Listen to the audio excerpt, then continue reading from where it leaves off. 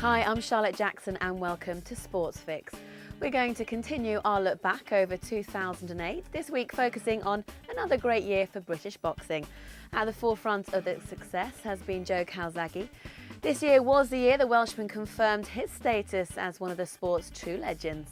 In April, he beat Bernard Hopkins in Las Vegas by a split decision to win the ring light heavyweight title. But that wasn't enough for Calzaghe, who went on to fight Roy Jones Junior at Madison Square Garden in November. Despite being put down in the first round, Calzaghe showed his class, securing a unanimous decision against the man once regarded as the best pound-for-pound fighter in the world. Ever since, the question has been, will he carry on fighting or hang up his gloves as an undefeated champion? Fighters such as Chad Dawson and Carl Froch have been calling for him to continue. But is there anyone out there who can convince him to fight on? You know, you have fighters that really prove themselves, that don't mean anything really with regard to legacy. You've got fighters like Froch, that haven't really done much. You've got fighters like heavyweight Dawson, good fighter, but what's he done? You know, he's lucky to beat Glenn Johnson. He had a decent win against Tava, but what's he done? Then you look at the guys that they've beat already, like Hopkins and Kessler. They're probably bigger fights, but they've already beaten the guys. So that's something I really have to sit back and see who there is to fight, that really mean that much, you know? To motivate me, that's the thing, motivation. Another man who shined in 2008 is David Haye.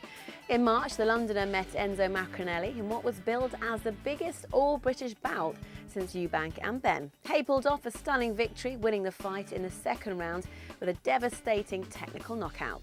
That win was described as the final piece in his cruiserweight jigsaw, as he stated his intention to compete as a heavyweight and emulate the success of Evander Holyfield. Haye comfortably won his first contest in the fabled heavyweight division against Monty Barrett and is now hoping to face Vitaly Klitschko and fulfill the dream he's had since childhood. If you'd asked me when I was 3 years of age what I was going to be when I would have told you I'm going to be the heavyweight champion of the world. That's all I've ever wanted to be. You know, and I've told people from the start of my cruiserweight campaign, you know, this is just a short stop. You know, and I'm the most successful cruiserweight Britain's ever produced. You know, I was the undisputed champion, and now I've given those titles up, and now I'm going for, he said, the richest prizes, the biggest prizes for the heavyweight championship of the world. And to do that, I've got to beat two of these giants here, Vitaly and Vladimir Klitschko. It would be impossible to talk about British boxing without mentioning Ricky Hatton.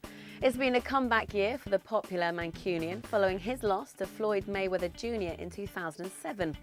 In May, he won a unanimous decision against Juan Lezcano in Manchester, but looked far from his best. That led to a change of trainer, with the hitman hiring Floyd Mayweather Sr., the father of the only man to beat him. The move had the desired effect, with Hatton looking in dominant form against the New Yorker Paulie Malignaggi. So 2009 could now see the 30-year-old take part in a super fight against the current best pound-for-pound boxer in the world, Manny Pacquiao.